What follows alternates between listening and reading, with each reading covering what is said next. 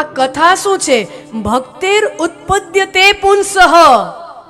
આ કથા મારીને તમારી અંદર ભક્તિ ઉત્પન્ન કરનારું સાધન છે. ભક્તિ એટલે પરમ પ્રેમ.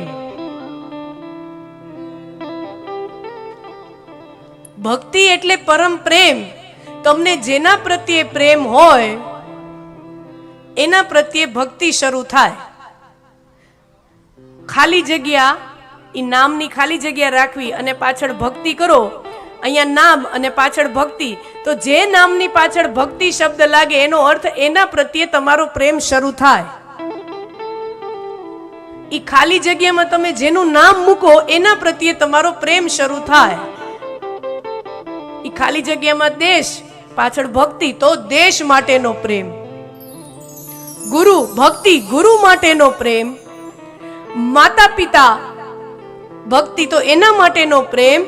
એ ખાલી જગ્યામાં તમે જેનું નામ લખો, પાછળ ભક્તિ શબ્દ હોય, ખાલી જગ્યામાં જેનું નામ લખો એની સાથેનો તમારો પ્રેમ શરૂ થાય. ભક્તિ યાને પરમ પ્રેમ.